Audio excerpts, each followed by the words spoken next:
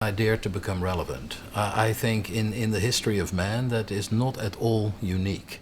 I think, in a way, what I would like to leave most is never to submit to the idea that you have to produce something, but always have the delight of discoveries drive the process. Well, AMO is a parallel office. We found it in, I think it was end of the 90s. I mean, it's hard to pinpoint the exact day, but it was in a way an office to contain a lot of activities which we were already doing anyway, but which never saw the light of day as activities in their own right. In other words, we did buildings, but we did a lot of thinking and a lot of theorizing that went into these buildings and master plan. But then as an architect, you're in the funny situation that as soon as your building doesn't get realized, everything you thought, everything you built up in terms of knowledge, tends to be washed down the drain along with the failure of not having realized your building.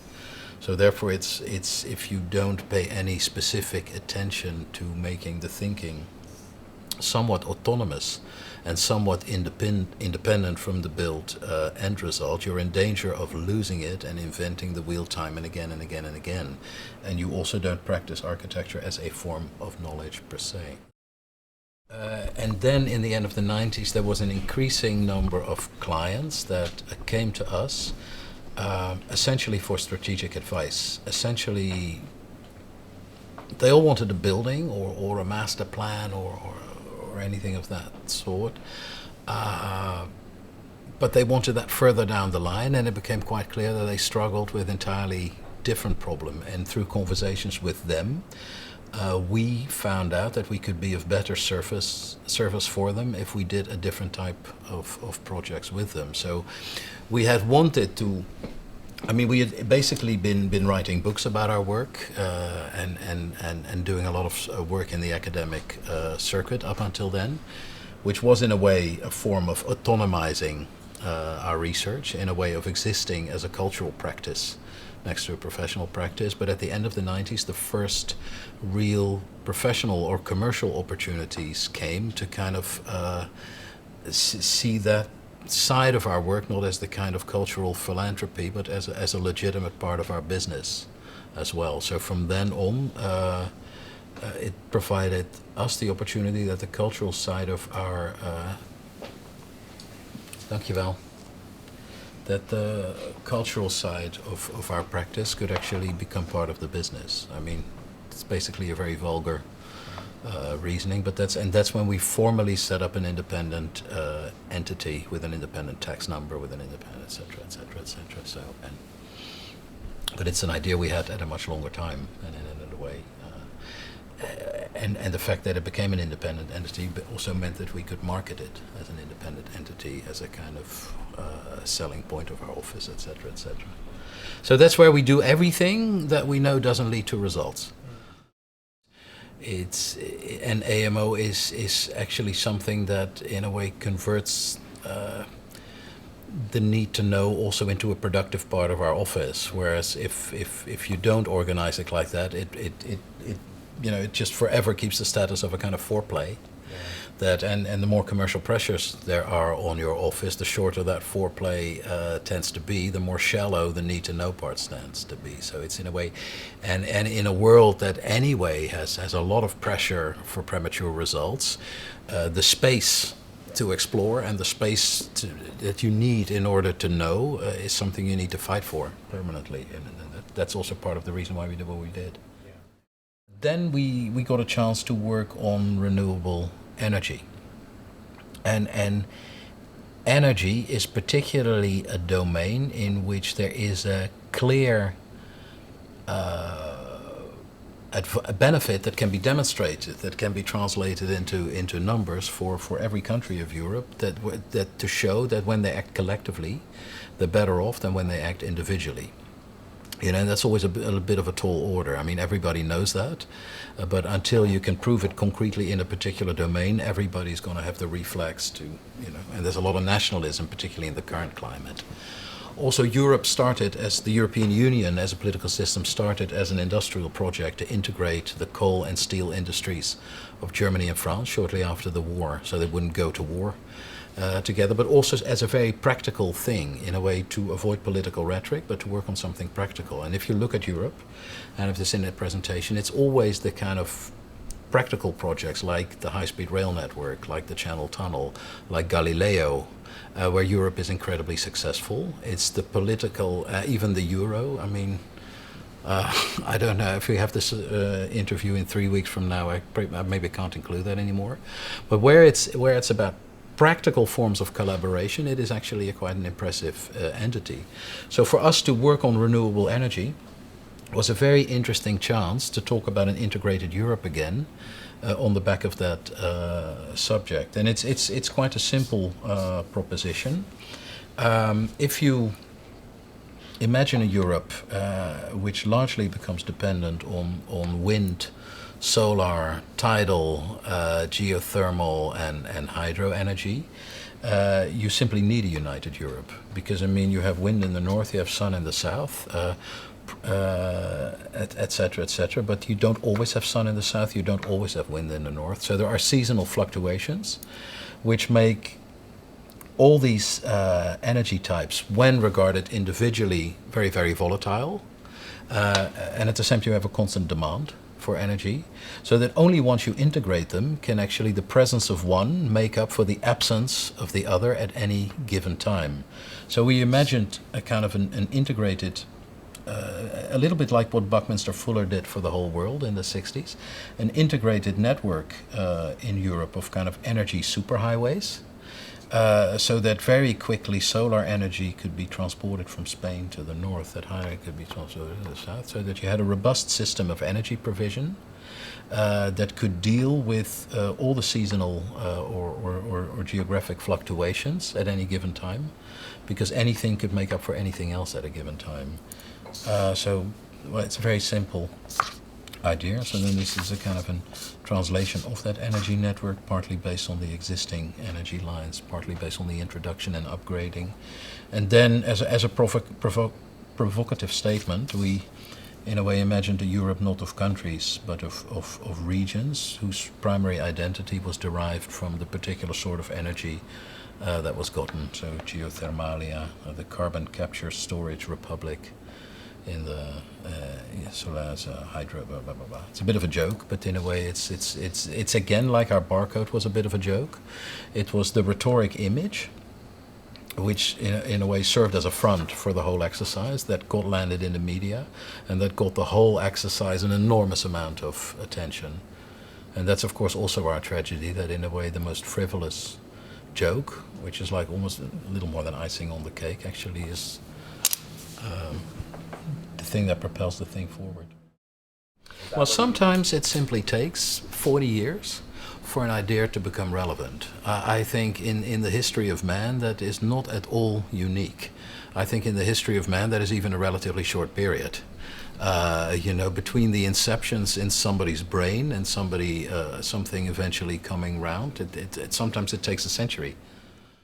That idea from the 60s basically acquired a new relevance in the context of renewable energy, because the need to interlink different regions and different climatical conditions simply becomes greater. I mean, Buckminster Fuller linked out of some idea that once you shared and once you integrated, you would need less, which is generally true. I mean, once you have an integral approach, you save. Once you have a fragmented approach, you waste. But it was limited in a way at that kind of intuition. And again, renewable energy puts numbers to that, concretely proves that. There is a scientific case in the meantime that backs up an intuitive notions from 40 years before. And yeah. And we have no problem actually.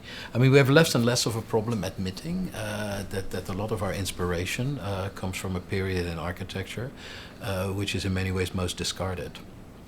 If we are postmodernists, which maybe we are, we take our inspiration from a past, but it's an incredibly recent past. It's a past which history has almost overlooked, and therefore our profession can mistake it for originality. And this is a list of, I think, all our projects of OMA since it was started in the 70s. It's probably longer, but I mean it's as far as we can remember. This is the projects that didn't happen. So this is projects that were projects and that remained projects that did not lead to execution. So if you talk about the shift from being an architect to somebody who deals with something virtual, I would argue that an architect for 75% by definition in a professional practice deals with virtual things. It goes back to what I said in the beginning. A lot of your endeavor is dedicated to things that don't lead to execution. So a lot of your endeavors is in the end doomed to remain knowledge or remain, maybe this was the need to know. It's the red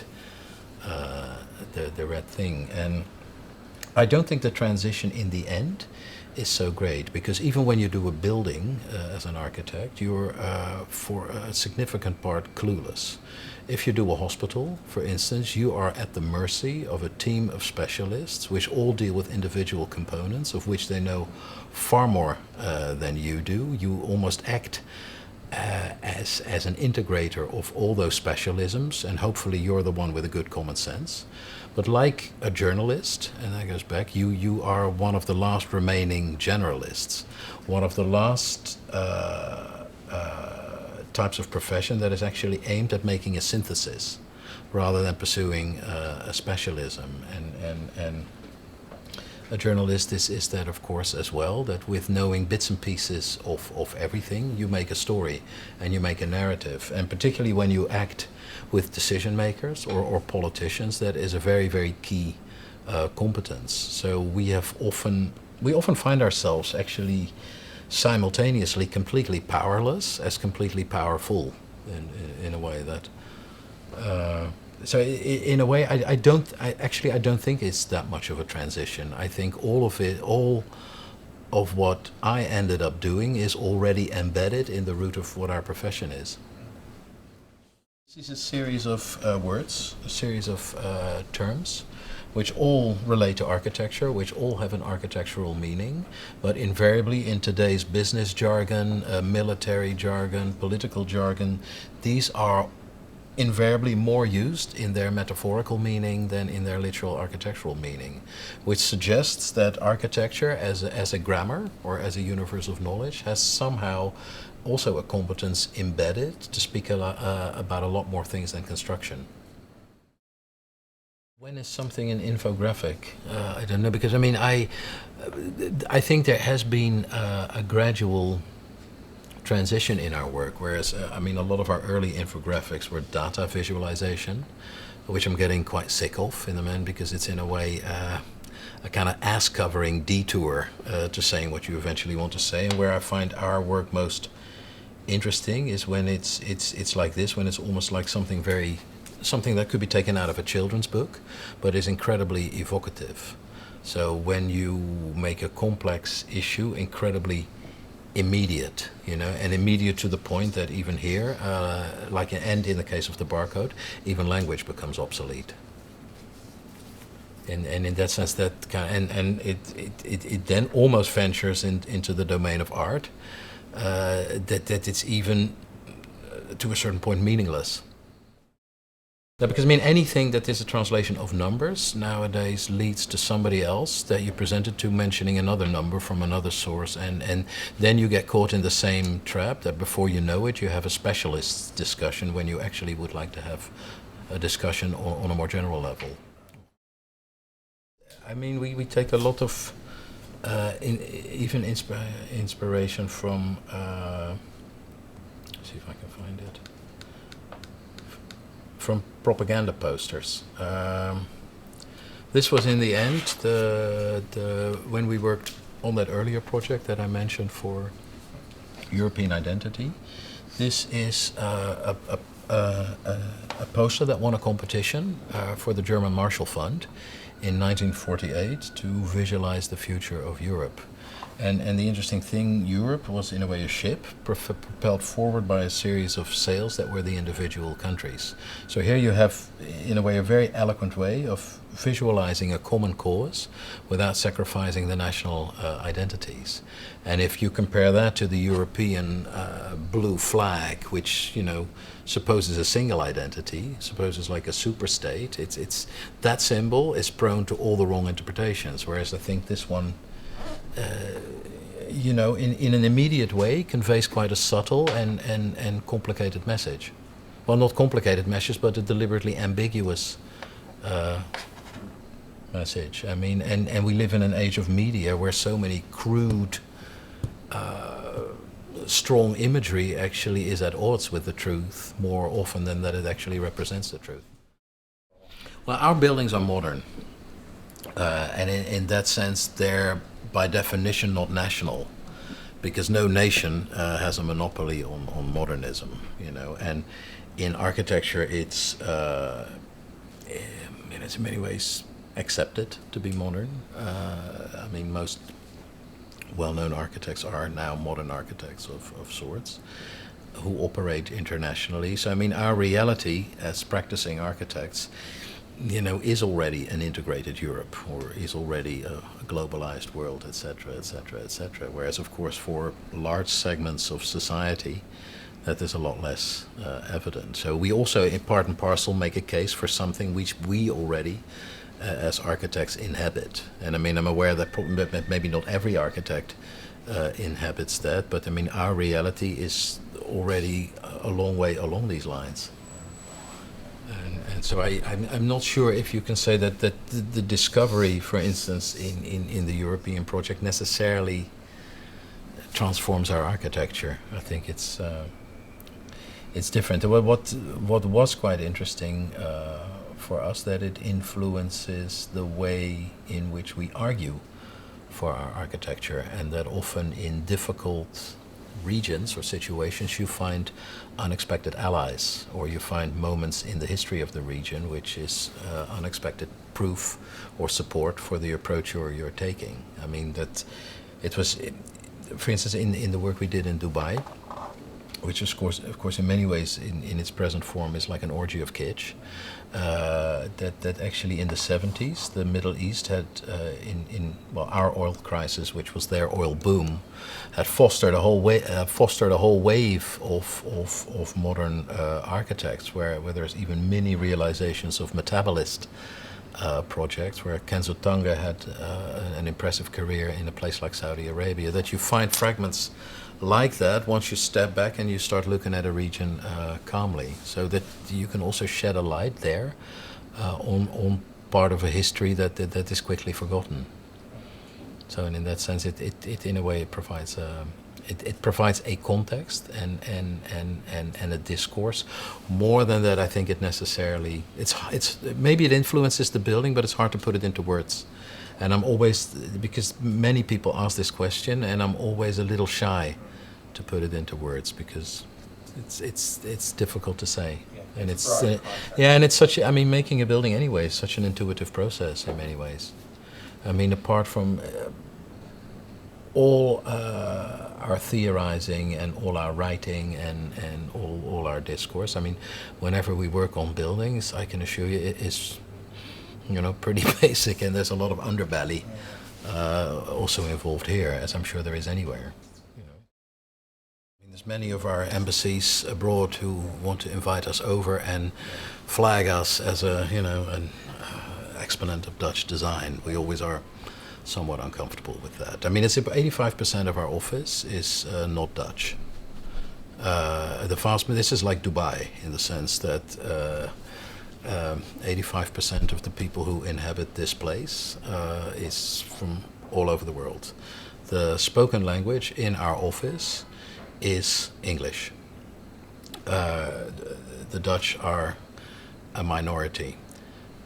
But in a weird way, I do also think that is somehow a Dutch thing, to kind of be able to welcome that on its territory in such a kind of relaxed way. For me, goes back to one of the things that at least I always thought was good about the Netherlands. I mean, if I look at the current political landscape and climate, I begin to develop my doubts.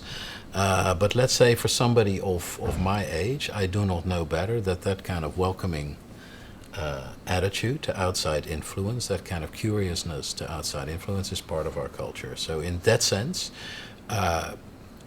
by not being an exponent of Dutch design in your own country, you are very Dutch. That's you know what I'm saying? It's a very weird thing. It's also, I mean, almost everyone in the Netherlands speaks quite good English. I mean, there is almost irrespective of the level of education, the whole country speaks English. The vast majority of people, and that is also, our television is not dubbed, it's subtitled. I mean, there's all these kind of things that there is embedded, since it's a small country that at one point was a kind of big shipping nation. There is an interest in everything that comes from the outside. So I think that's one thing, and that's a very complicated way of being Dutch. I mean, you can be Dutch by not insisting that you're Dutch or that you have to be Dutch. Secondly, I think our office works differently because it really works as a collective. It really works as a studio. I think MVRDV works like that to a certain point as well. I think some of the more well-known star architects like that, I mean, you mentioned Calatrava, work like that at all. I mean, there you know what you're going to get because there is a signature, there is a style. That's the style of the office. The office will do well until that style goes out of fashion. Whereas here, there really is not a predefined style. I mean, there is a group of people which is composed in a certain way because we think they might have something to say on the subject of the project, that goes at it. And what comes out is as much the result of editing as it is of creation or of instruction. I mean, there is in a way a number of questions that drive the project, but very little predefined solutions. And then a kind of a keen eye on behalf of the office and a kind of critical eye that in the end determines the end product. So the end product many of those tends to be very diverse. And if there is a consistent factor, it's in a way a certain way of thinking or a certain mentality, I guess, rather than a style consistency in the whole thing. And in the fact that there is an ethos in the office that a project is good when it even can withstand the most basic, obvious criticism. I mean, it's another thing, and I do think that's very Dutch, actually, that there is no desire to shun the obvious. I mean, our office has some very intellectual and insightful moments, but I can assure you it also has incredibly banal moments, and even with very basic, practical, obvious criticisms. And I think that's a very Dutch thing too, that it's in the end not a nation of highbrow, but also a very down-to-earth nation that also at the right moments treasures its banality.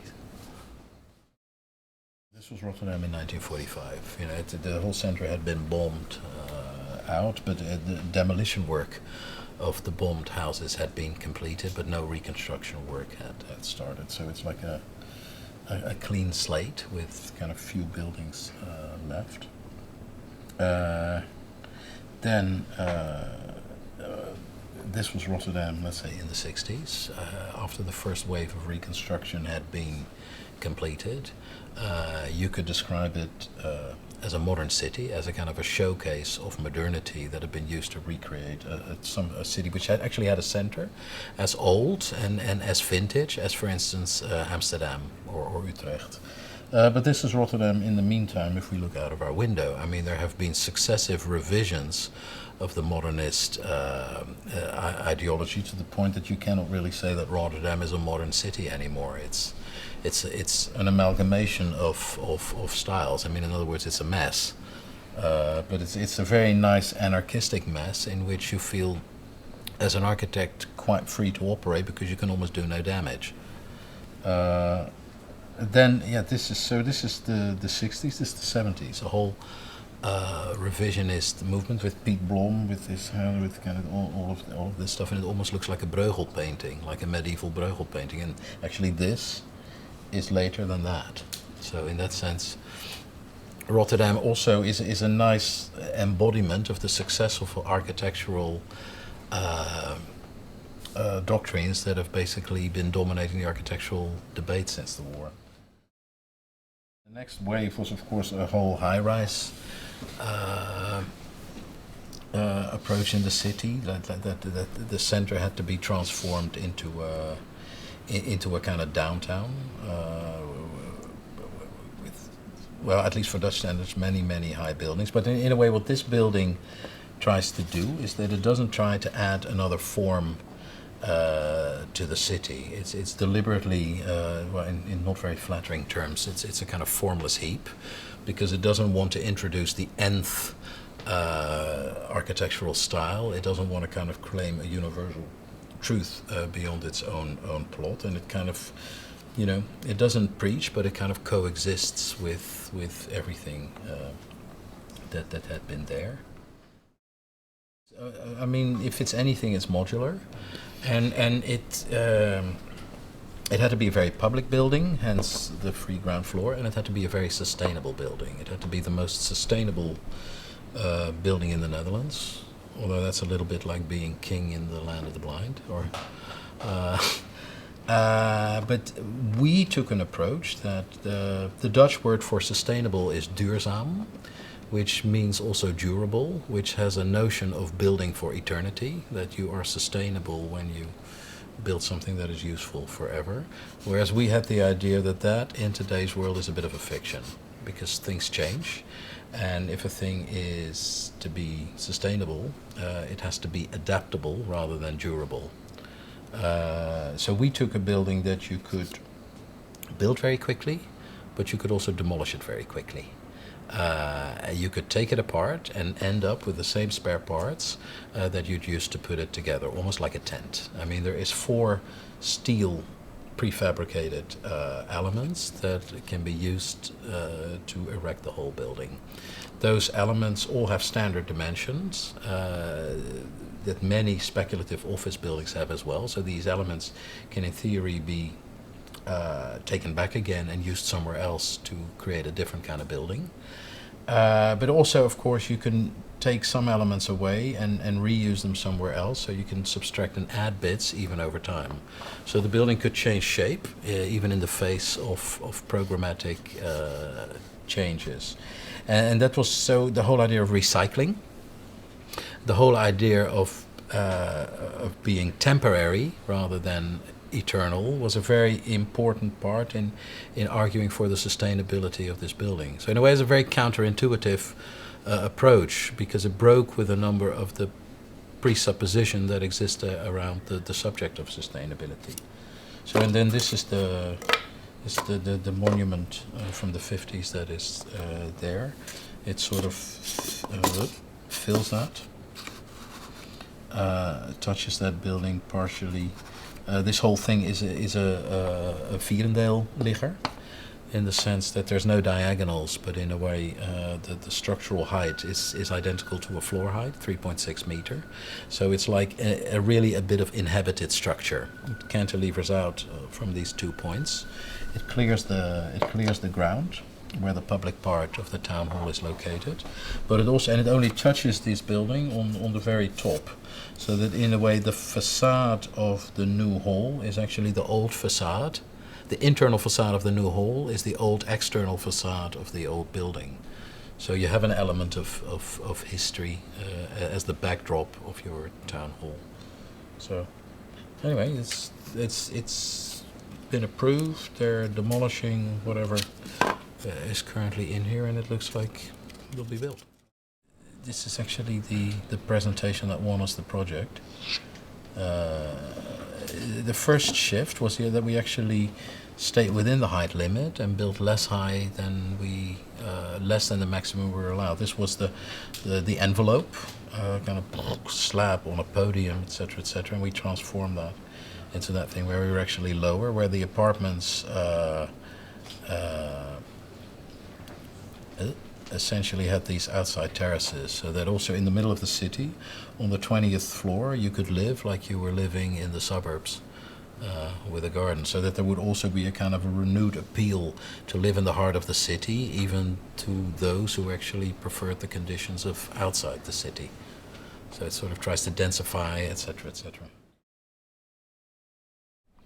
We were interested in Strelka, simply because Strelka is in Russia. We're interested in Russia as a territory with a particular type of history, and we ourselves had a great need to know about Russia, and Strelka seemed the perfect vehicle in a way to do that, because you can look at Russia with young Russians, explore the themes which are relevant for Russia. And Russia is, of course, confronted with so many serious problems that in a way you can use Russia as a kind of magnifying lens for phenomena that go on in the world at large. I mean, for instance, the wholesale evacuation of the countryside. I mean, an enormous territory that is not urban but rural, in which fewer and fewer people inhabit an ever larger territory. I mean, in other words, Siberia, for instance, is an example of what is left in the wake of urbanization. I mean, the whole world urbanizes. More than 50% of people lives in cities now. Of course, that leaves something behind. I mean, that leaves behind a vast territory with ever fewer people, that leaves behind shrinking cities, that leaves behind the dismantling of a certain amount of infrastructure, for instance, built in Soviet times. And that type of dismantling, we feel, is an interesting subject for a world increasingly governed by asymmetries. And for instance, I believe there were 1,300 something airports in the Soviet Union before the Soviet Union ended. I think in the current territory of the former Soviet Union, there are about 300 airports left. There are entire railroads, tracks which are no longer used. I mean, there is a certain decay, or a certain retreat of people on a smaller territory, leaving something behind. That is a phenomenally compelling subject to look at. And those things we are looking. I personally am looking in an extension of these projects, if it's conceivable to ever have a renewable energy future for Russia, because I mean, of course, Russia is currently blessed with huge reserves for oil and gas. That is very nice for them, but that also is a huge problem, in a way, for Russia, because it inspires on that front. It's a source of easy money, but it also creates an unimaginable lethargy. Is that in English?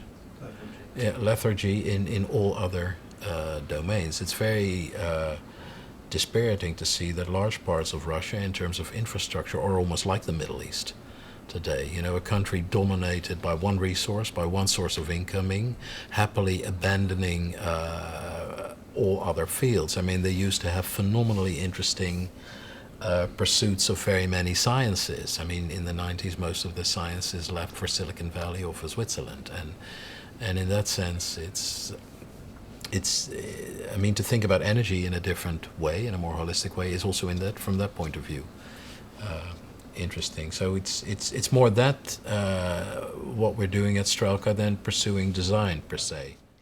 But I mean, Russia is Detroit on the scale of a country. Russia is Detroit, basically spread out over 11 time zones. And that's what makes it as a subject so interesting, is that, I mean, Detroit is a very radical example, but to some extent, even the most radical examples that we find in the West, I mean, it's you look at a glance in Russia and you find something 10 times more radical, whether it's like the legacy of the 70s, whether it's like prefabrication, whether it's like this kind of shrinkage, etc., etc. And that's where, as a subject, combined with, of course, an extreme denial of the market economy at one point and an extreme embrace of the market economy the next moment, which in a way is what a country like the Netherlands went through that as well. I mean, in the 70s, we were way more of a socialist welfare state than we are now, and it goes for England, France, it goes for North America, etc. But I mean, in the 90s, that shift was just surpassed by how radical that shift was there. I mean, they go from communism to some of the most vulgar forms of capitalism. And assuming you intend to do good when you do something, the goal is, of course, always to improve. But I mean, the goal of studying first is also identifying where you can be most effective in when you want to improve. I mean, and to some extent get an idea of how to operate effectively in a context like that, because in so many ways it's very different from us. Because the initial approach in our teaching on energy was that we would simply come, Europe is a big territory, Russia is an even bigger territory, we transplant this approach to Russia, and Russia's even better example of where this would be good. And then 3 weeks into research, you realize that is totally fictional. You realize that you need, if you want to achieve the same goals, you need to go at it entirely differently. That you're dealing with an oil and gas sector which isn't going to roll over and play dead, that you deal with an extreme entanglement of politics and the oil and gas sector, that you deal, with an abundance of those type of resources which will for a long time be way cheaper than any alternative. So that you almost need to look at weaknesses in the system and find a good way to start rather than preaching a wholesale transformation. I mean, one of the things we found is that Russia has an enormous network of oil and gas lines, also an enormous electricity network planned by Lenin, almost planned like in less than 10 years. The electrification of a large part of the country happened, which was incredibly impressive. But at the same time, that network misses out a lot of people. I think there's about 20 million people in Russia which are not connected to that grid at all, which are kind of in remote parts, which live in very primordial conditions when it comes to energy. So it would be interesting to look at those communities, that if you do something for them, you don't connect them to an oil and gas grid, but that they, for instance, get a local renewable energy plan, so that you use renewable energy to address faults in the system rather than tell the system to change course overnight, and like a kind of an acupuncture treatment. So in that's and that's why it's always good to kind of go somewhere and look properly first before and to have that type of action precede by a need to know. Because I think if we would have acquired a renewable energy project immediately, we would have probably started with all the wrong assumptions. Yep. I mean, in the end, the conclusion of the energy report was that in a way this approach could not be translated blanket across the world. Also, what came in the energy report of the whole world,